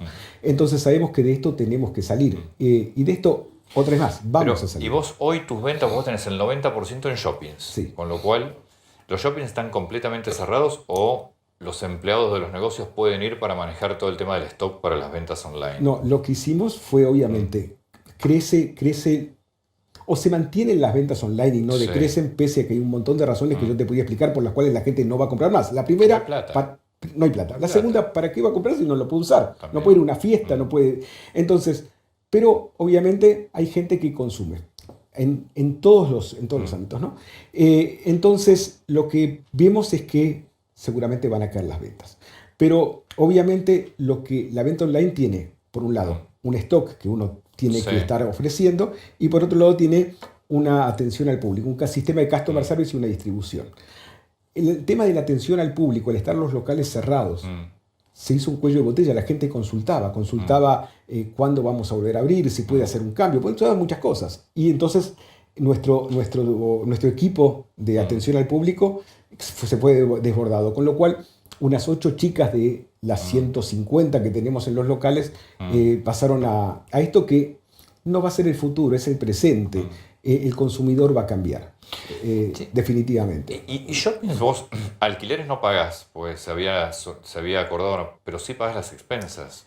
Estamos en negociaciones con el shopping, la verdad. Los gastos de los shoppings son altísimos. Los gastos de los shoppings, sí, los gastos de los locales. Tenemos un socio bien importante que si nosotros vendemos a pérdida igual nos cobra el 7%. Pero son las reglas de juego que nosotros acordamos el día que nos adherimos decimos instalar un local en un shopping. Pero claramente hoy nos están acompañando, no nos cobran los alquileres, obviamente no nos cobran el fondo de publicidad, que es algo más que existía. Y sí tienen ciertos gastos los cuales los estamos negociando, porque lo primero que privilegiamos es a pagar los sueldos de todo nuestro plantel. Y luego seguramente si no llegamos a pagar algo lo vamos a renegociar en el futuro, porque yo otra vez más te digo, tengo un montón de razones para decirte que esto va a pasar. Seguramente vamos a ser mejores, vamos a ser distintos. Se habla de la nueva normalidad, pero nadie sabe lo que es la nueva normalidad. No, y nadie sabe ni cuándo va a pasar, ni cómo. Si va a haber una vacuna, si no va a haber, si la vacuna va a durar. Esa incertidumbre es la que le genera al ser humano esto. Entonces, encima el tema de no estar activo, no estar haciendo lo que uno puede hacer, creativamente, operativamente, lo que sea, también a uno de alguna manera lo relaja una situación que no es beneficiosa para nada. Entonces, sí, lo que va a haber es, como siempre dice, todos juntos tratar de avanzar y salir adelante. Hoy la situación es crítica, pero si vos me decís dónde es crítica, es que se critica primero del lado de la salud. Lo primero que hay que hacer es cuidarse. Yo soy muy amigo de Carlos Páez Vilaró, uno de los sobrevivientes de la tragedia de los Andes, y él siempre habla dos cosas. Una es la de sobrevivir y vivir. En un momento estaban sobreviviendo hasta que decidieron vivir y salir a buscar que los encuentren. Y lo segundo es una frase de San Francisco de Asís que decía, primero hay que hacer lo necesario, primero hay que hacer lo necesario, después lo posible y después harás lo imposible. Y primero hay que hacer lo necesario. Lo necesario es sin duda cuidarse. Vos ahora tenés, los locales el 90% lo tenés cerrado, pues están en shoppings, estás produciendo. Estamos produciendo mínimamente. En esta nueva etapa que empieza el miércoles, ¿dónde te toca? Porque en su momento se autorizaron la apertura de zapaterías en la Ciudad de Buenos Aires, ahora quedan cerradas. Sí. En el interior sigue abierto, tenemos abiertos los locales de Córdoba, de Rosario y de Santa Fe. También hay abiertas franquicias que están a lo largo del país. Y en Capital Federal obviamente no. Sabemos que esto va a ser momentáneo porque otra vez más no se puede prolongar indefinidamente en el tiempo y vamos a tener que igual que el 20 de marzo saber que lo primero que tenemos que hacer es cuidarnos, lo segundo que tenemos que hacer lo primero que tenemos que junto con cuidarnos es cuidar a nuestra gente y entonces si no vamos a poder eventualmente producir no puede ser. ¿Qué te cuentan otros empresarios amigos de así pymes como vos? Porque ven la misma realidad y se lamentan mucho. Yo veo la misma realidad. Mi padre decía, hay que ver lo que todos ven y pensar lo que nadie pensó. Yo la verdad, si tengo un compromiso, hoy me gustaría seguir generando. No puedo porque está prohibido y no se puede y no se debe. Entonces tengo que estar pensando en el más allá, en el segundo paso. Y el segundo paso es prepararse para lo que viene. Y prepararse para lo que viene... ¿Qué crees que viene? Viene algo completamente nuevo del lado del consumidor. El consumidor, nosotros veíamos un cambio que iba desde el mundo offline, que son los locales físicos, al mundo online, y la gente iba pasando. Al principio fue muy difícil, cuando nosotros empezamos con la venta online, que fue tanto zapatos como indumentaria, uno se le quiere probar. No, yo pensaba lo mismo.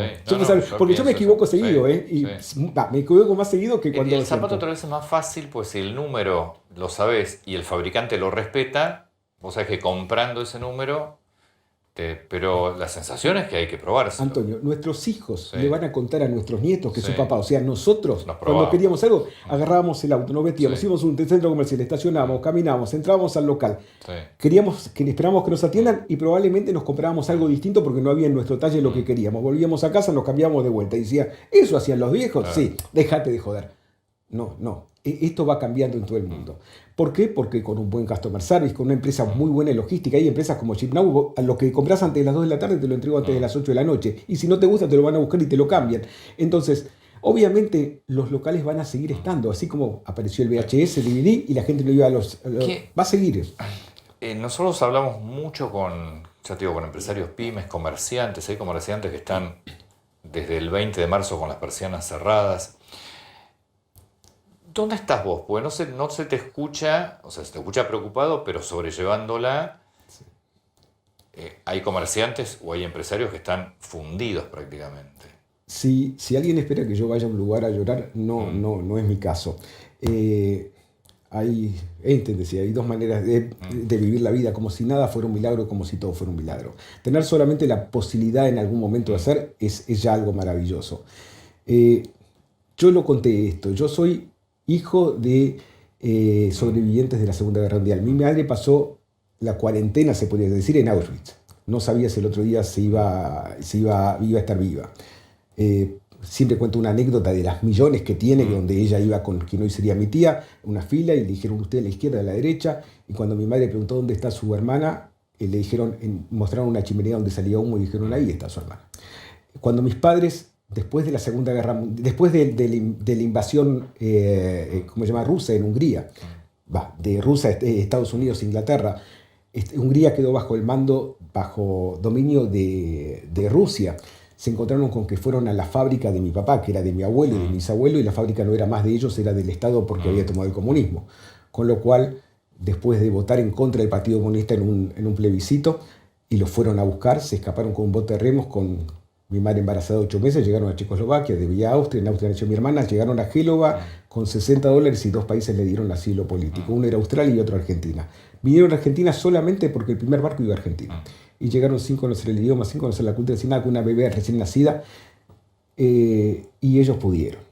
No hay razón para que yo pueda estar quejándome. Si tengo que volver a vender zapatos de a uno atendiendo a los clientes, lo voy a hacer feliz. Pero de esta tenemos que salir. Porque de todas las crisis salimos. Sale el mundo. Vos hoy en tu empresa y con esta incertidumbre que hay, ¿aguantás un mes, 2 meses, 3 meses, 4? ¿Cómo es tu pagando los sueldos, manteniendo a la gente? Lo principal es pagar los sueldos, luego pagar nuestras obligaciones fiscales. Luego de eso, obviamente, temas que no pueda llegar a ser ahora, seguramente las vamos a pagar renegociándolas en algún momento. Si tenemos que vender alguna de las propiedades que pudimos comprar con créditos del Citi para hacer nuestra fábrica, la venderemos, la hipotecaremos y luego seguiremos trabajando porque tenemos la posibilidad de seguir trabajando y la posibilidad de seguir creciendo y seguir creando y seguir haciendo lo que más nos gusta, que es esto que hacemos. Sí. ¿Habla el gobierno con ustedes, con los empresarios pymes chicos, los que dan mucho laburo en la Argentina? El 70% debe ser de pymes. ¿Habla, los convoca, los llama, les pregunta? Mira, yo te veo todas las mañanas, pues yo pongo A24 y te veo todas las mañanas y me entero de un montón de cosas. Yo siempre digo lo mismo, que llaman a la gente, le tienen que explicar para cada sector qué van a hacer. Y encuentro por las noticias solamente que hay cierto enojo inclusive con los empresarios. Y de esta hay 2 posibilidades con la gente que va a quedar en la calle o que no va a tener trabajo. O las toma todas el Estado y le da algún trabajo y le paga. Desde ya que no se puede. O se le dan las posibilidades a emprendedores, pymes, para poder empezar a generar valor agregado. Pero atenti, cuando termine esto, no va a ser Argentina el único que va a levantar la mano diciendo yo los quiero a ustedes para que generen. Las oportunidades van a estar en todos lados. Yo amo este lugar y este es el lugar donde se recibieron a mis padres. Esta semana se conoció una de las tantas exposiciones que hizo Lacalle Pou, el presidente de Uruguay, que después se viralizó, donde lo que decía Lacalle Pou es no me vengan a pedir a mí que les pongan un impuesto a las grandes empresas, porque la verdad, cuando esto termine, es el sector privado el que va a tener que salir a remar y generar trabajo, no puede hacer el Estado. Por eso te pregunto si lo llaman. Siempre fue. Siempre fue. Pero nunca pasamos una pandemia, nunca pasamos semejante crisis. Hoy pensar que el Estado pueda seguir subsidiando es imposible, pero no hay un peso. Por eso te pregunto, ¿los llama a ustedes los empresarios? Porque son ustedes los que van a tener que dar trabajo. A ustedes les tienen que generar las condiciones. Sí. Todavía lo único que tenemos claramente es esta ayuda que tenemos, que bienvenida la ayuda para todos los que nos podemos de alguna manera, gracias a eso, poder estar sobreviviendo. Luego seguramente va a haber líneas de crédito que los puede dar el Estado o los bancos, tranquilamente. Nosotros hemos construido una de las fábricas con un crédito de 25 millones del Citibank, que me lo dio Juan Brullú, vino personalmente y venían todas las semanas a la empresa a ver cómo estaba funcionando. Y lo terminamos de pagar, y creo que ese fue un momento malo para ellos, porque a ellos les conviene que yo les siga pagando y tener una deuda. Sí. Pero obviamente en el mundo se maneja con una línea de créditos. Después el empresario tiene que ser un negocio que sea realmente firme, que sea beneficioso, que tenga una rentabilidad y que le permita pagar. Porque si te dicen que te van a dar un crédito del 24% y yo no genero nada, lo único que hago es me endeudo más un 24% anual. Entonces lo que necesitamos son condiciones de trabajo que nos permita seguir creciendo. A lo largo de este tiempo, la verdad, hemos pasado infinidad de crisis. Yo voy a cumplir 60 años, entonces hemos pasado de patacones, Lecop, Correíto, tantas cosas que hemos pasado, y siempre hemos salido adelante. Este es un obstáculo un poco más grande que el que hemos vivido, y aparte no sabemos dónde termina ni cuándo termina. Estábamos hablando con el equipo de la mesa chica de diseño, es cómo hacemos para presentar la nueva colección y cómo hacemos para que el cliente le interese comprar la nueva colección. Y la verdad es que es un desafío, y todos los desafíos son lindos de afrontar. Vos me decís, pero este tipo es un tarado porque es optimista. Mira, los optimistas y los pesimistas... Yo sigo pensando, te estoy escuchando, pero no puedo dejar de pensar en la historia de tu familia. Los optimistas y pesimistas nos vamos a morir. Pero los optimistas vivimos mucho mejor que los pesimistas. Mis padres pasaron mucho peor que eso que te conté. O sea, si uno tiene la posibilidad... Yo tengo un video de mi madre cuando vino la gente de Steven Spielberg a hacer la lista Schindler, y le hice un video de 3 horas. Es impresionante pensar que alguien pudo haber soportado eso. Y luego mi madre nunca tuvo rencor, ningún tipo de rencor, solo repartía amor. Era algo donde vos decís, pero viviste todo esto. Me enteré de todo esto cuando ya fallecieron. Mi padre escribió su autobiografía y nunca tuve fuerza de leerla. Sabía las historias por lo que me contaban, pero eran historias donde el mejor cantante de Hungría en un momento estaba en el campo de concentración y decía, ¿usted canta? Sí, súbase a un árbol. Entonces lo subieron al árbol. Entonces, bueno, silbe como un jilguero. Entonces silbó, le pegaron un balazo y maté un pajarito. Y de esas cosas eran a diario. Mi madre cuenta en mi video que lo conocía a Mengele. Y lo veía, y el otro decidía entre si vivía o no vivía, o cuenta que un día pasó por un vidrio y miró y dijo, y esa persona no se reconoció, ella pelada y flaca. Y entonces vos me decís, ¿qué estamos viviendo? No, ya está, por eso te digo, yo te escucho, pero no puedo dejar de pensar en lo que estás contando de tu familia. Y te digo, eso no es nada, podemos hablar 3 horas. Entonces eso no me permite a mí de ninguna manera pensar en que de esto no vamos a salir. Mi padre me estaría pegando desde arriba. Increíblemente, ¿no? Mi padre se tiró por un barranco cuando le estaban llegando a un campo de concentración, dispararon y no le pegaron, y una familia católica le escondió en la casa. Si lo hubiesen encontrado, lo mataban a mi padre y a la familia que lo estaba escondiendo. Luego se alistó al ejército ruso para liberar Hungría. Y mi padre, cuando llegó a Argentina, la primera persona que le dio trabajo era un alemán.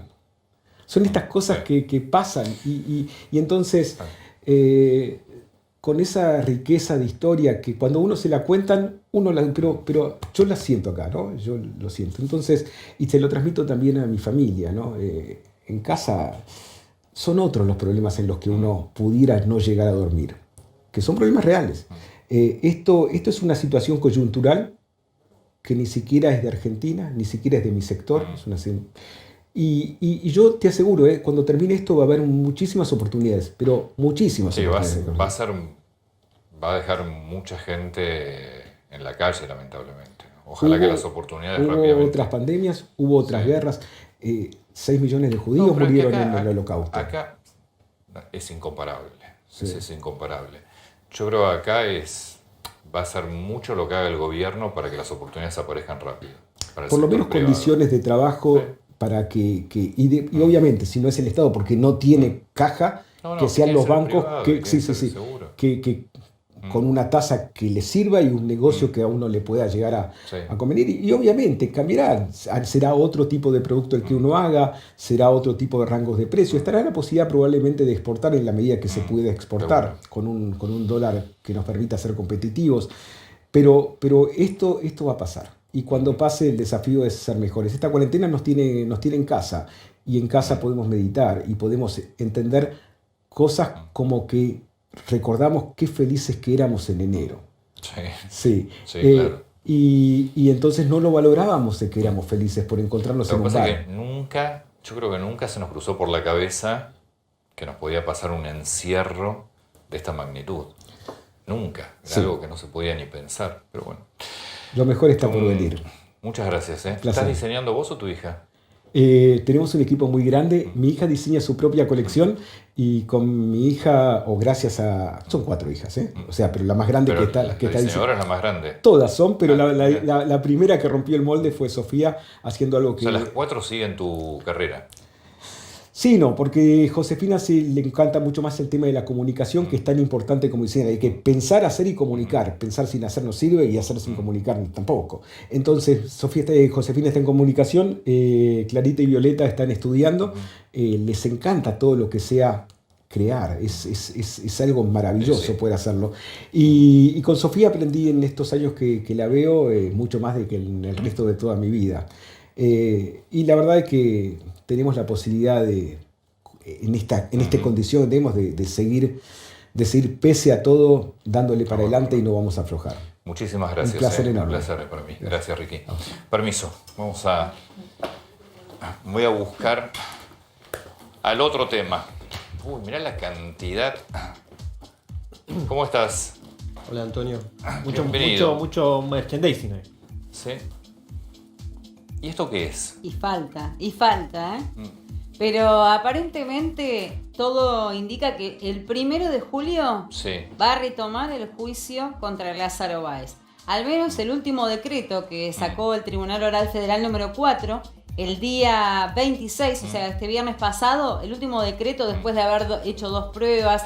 La primera fue prueba que fue desastrosa, la segunda tuvo bastantes fallas, pero el tribunal entiende que el juicio debe retomar el 1 de julio. El juicio ya estaba en marcha.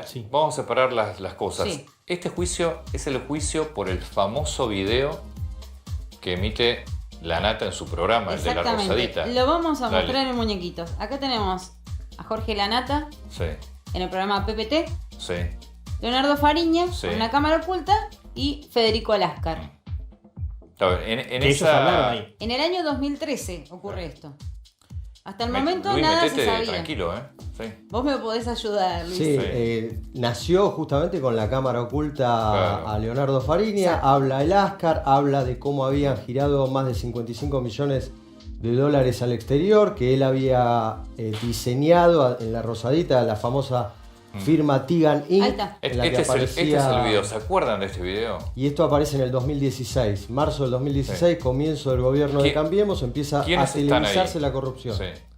Ahí tenemos, en ese video de La Rosadita aparecían Fabián Rossi contando dinero, estaban Pérez Gadín. Él decía que servía café, nada más. Él decía que era. El que servía él café. decía que había pasado como amigo y estaba sirviendo los cafés. Claro, exacto. Y también Martín Báez. Acá no sé si Martín la cámara Báez es el que está ahí contando el dinero, ¿no? Y adelante.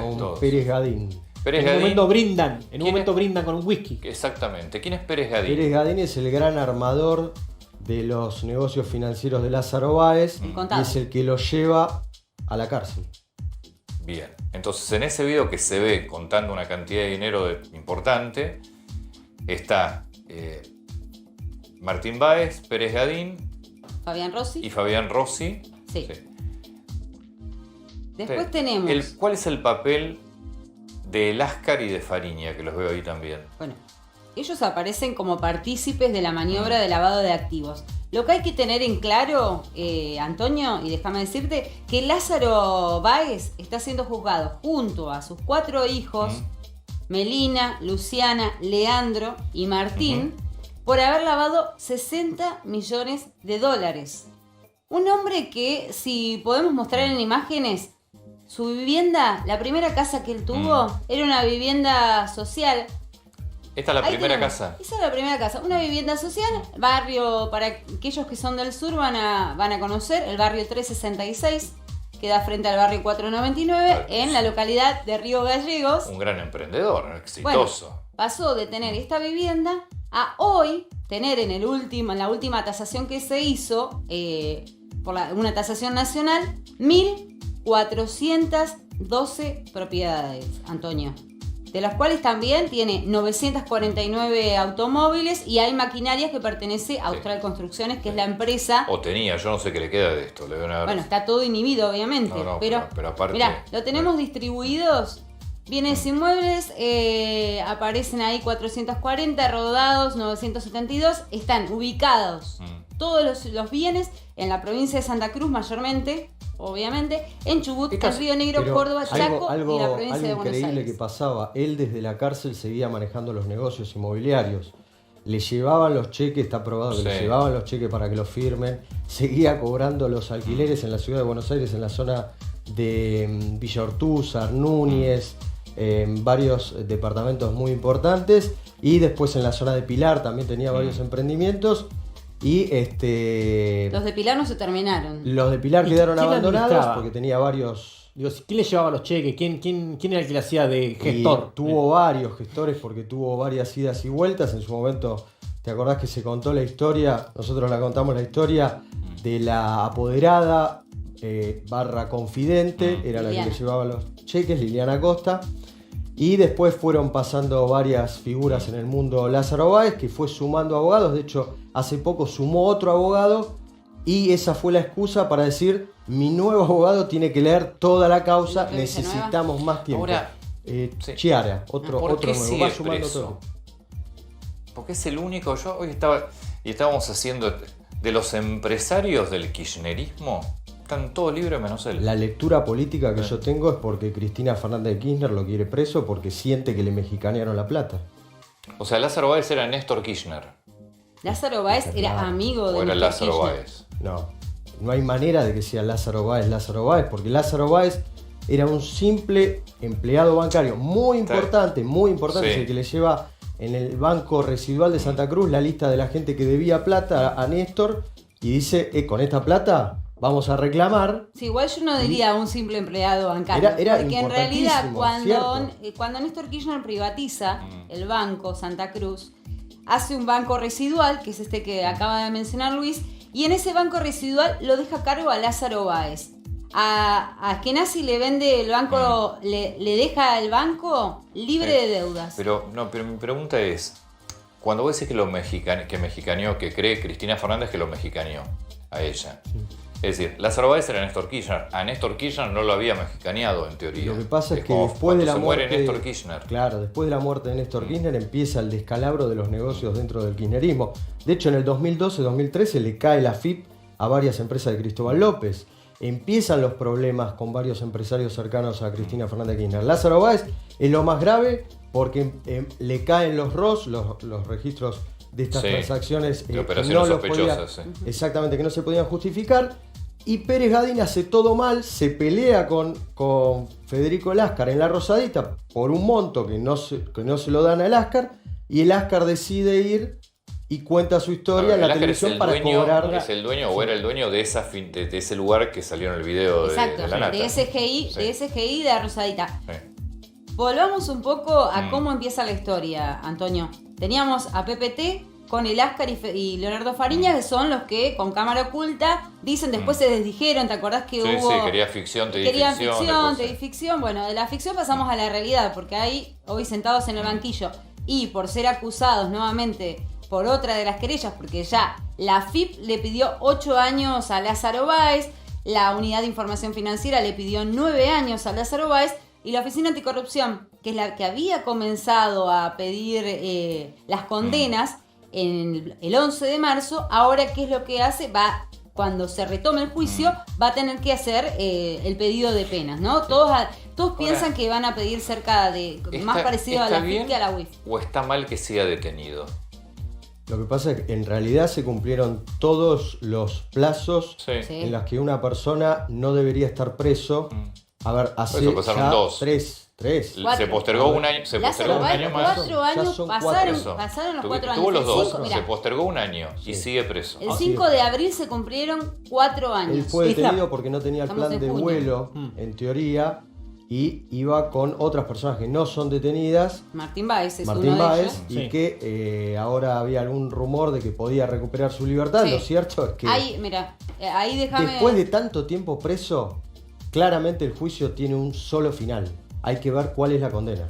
Exacto, bueno, ya sí. Para vos si hoy esto tiene termina una en condena 8 No hay- años, no hay- Está pronto repleto, recupera. sigue preso. Esto, Ahora, ¿es la preventiva más larga de una persona? Porque Es rara. no me quiero poner en abogado del diablo pero- de Lázaro Báez, pero da la sensación de que esto da toda la vuelta, ¿no? Y ya que hasta algún punto llega a ser injusto. Mira, ¿sabes quién por eso- me recuerda el caso de Tejeldín? Tejeldín estuvo 10 años detenido. Después de 10 años un tribunal lo absolvió, pero pasó 10 años dentro de la cárcel. Lo que pasa es que después de tanto tiempo, Lázaro Báez, inteligentemente, le conviene quedarse callado. ¿Por qué? Porque sabe que cuánto le quedará de pena. Ya cumplió 4 años. 1, 2, 3 años más.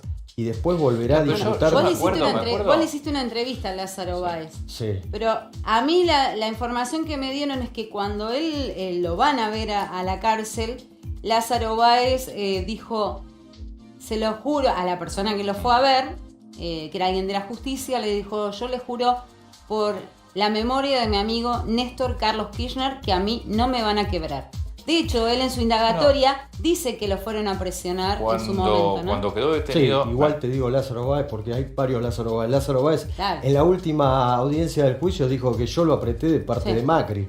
Una locura absoluta, lo apreté con 12 facturas. Cuando lo detuvieron, yo me acuerdo que el comentario era bueno. Si el límite son los hijos, si detienen a los hijos, o sea, nunca se quebró. Bueno, de hecho, Eso- ese mismo mes que a él lo detienen el 5, el 29 él pidió protección para sus hijos. Lo que pasa Pero, es que... terminan deteniendo a los hijos, ¿o no? A uno Martín, solo. dentro A del Martín, el proceso mayor. judicial, Es el que dentro del figura en debate. Tigan Inc. Es el que estaba en la Rosadita y es el que figura, claro, en una de las Tigan Inc. sociedades. Ahí, ese es el tema. Acá está. Acá Sí. tenés Ahí están los Ah, 4 hijos. Lázaro Ahí está toda Báez. la familia, menos Acá la tenemos mujer. a Lázaro Báez, Martín Báez, Leandro, que a Leandro también le pidieron la detención dentro del proceso. Bueno, Leandro, ahí está lo llamativo. A Leandro Báez le pidieron la detención los propios abogados de su padre.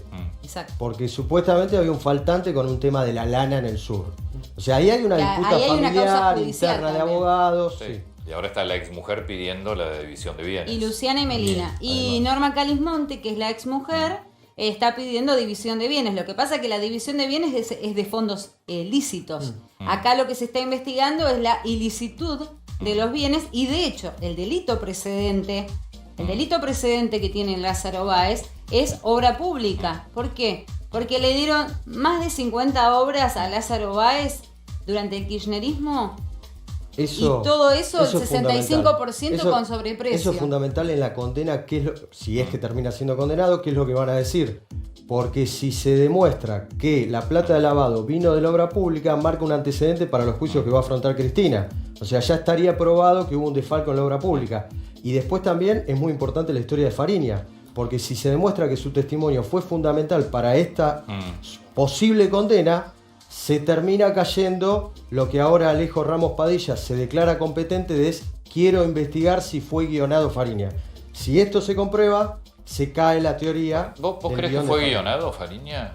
No, Porque yo da hablaba- datos muy concretos. Yo hablaba con Fariña, me llamaba a las 12 de la noche en enero del 2016, 4 meses antes de que datos se muy arrepintiese, y me concretos. hablaba de la obra pública de una manera impresionante. Lo que pasa es que los abogados hoy de Lázaro Báez eran los abogados antes de Leonardo Fariña.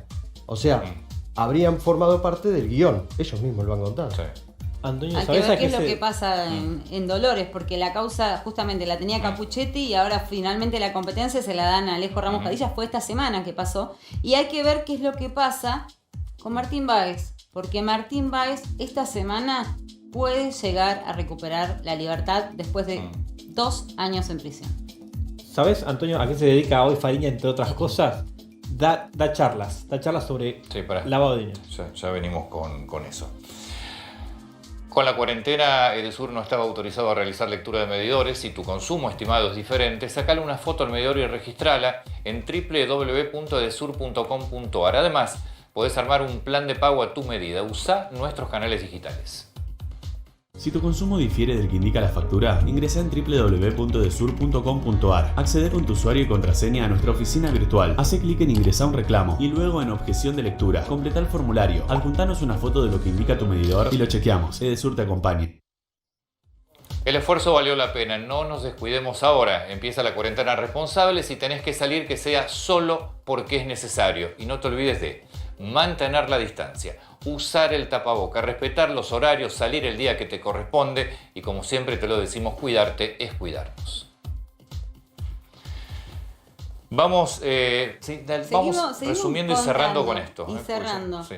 Porque cuando pasa el programa de PPT, cuentan el Ascar y Fariña toda su historia, un abogado particular va a Comodoro Pi y hace una denuncia. Pero atrás de ese abogado particular va Elisa Carrió. Lisa Carrió dice, acá me parece que hay gato encerrado, están lavando dinero. ¿A quiénes le toca? Después Sebastián Casanelo y al fiscal Guillermo Marijuán. Guillermo Marijuán, ¿se acuerdan que terminó con las excavaciones? Con las excavaciones en el sur, que no llegaron a ningún puerto porque no encontraron esas famosas bóvedas. Hizo pozos por todos lados. Exactamente. Pero sí, acá, fueron encontrando, a veces lo que sí fueron encontrando son muchas propiedades. Claro, bueno, son todas las propiedades que yo te decía, 1412 propiedades hoy están tasadas. Y eso es toda investigación de Guillermo Marijuán. De hecho, en la investigación al juez Casanelo, Leandro Báez, en el año 2016, lo recusa. Se lo quiere sacar de encima. Cuando estaba defendido por Viola. Cuando era defendido por Viola. Las personas esas terminaron todas, hoy están en juicio oral, justamente por falso testimonio. Que habían dicho que había estado en la Quinta de Olivos con Cristina Kirchner. Claro, me acuerdo. Supuestamente lo habían visto. Sí, es una historia bastante truculenta. Que no es, me parece que se están comiendo un garrón esa gente. Sí. Que es todo, bueno, pero es todo un tema aparte que no lo vamos a tratar raro ahora. La justicia nuestra, ¿no? Y en la política es una cosa así, es rarísimo. Bueno, a Casanelo varias veces la Cámara Federal lo criticó por la investigación porque quería que siguiera investigando a ver si todo el camino llevaba a Cristina Fernández de Kirchner. Bueno, finalmente lo que decía Casanelo, yo no encuentro mérito para poder procesar a Cristina Fernández de Kirchner porque no hay pruebas suficientes. Bueno, Cristina por ahora quedó confirmada la falta de mérito. No hubo prueba para apuntar contra ella. ¿Cuándo empezaría esto? ¿El miércoles? El miércoles, si Dios quiere, esperemos que todo esté bien, porque falta que el Consejo de la Magistratura le dé un último retoque tecnológico, pero yo tengo mis dudas. El tribunal... yo estoy más cerca de Luis. El tribunal tiene esperanzas de que el primero, de hecho el último decreto dice el 1 de julio arranca el juicio. Con el cambio de la cuarentena estricta. Tengo que entregar, chicos. Sí, igual. Con el cambio de la cuarentena estricta. Sí, igual. Bueno, es que la justicia... Por eso yo estoy con Luis, me parece que... Vamos a ver qué pasa. Va a ser difícil que empiece. Hasta aquí llegamos, ¿eh? Gracias por acompañarnos como siempre. Los dejamos con Ale Fantino, con Débora Plager. Nosotros nos encontramos el próximo domingo a las 8 de la noche.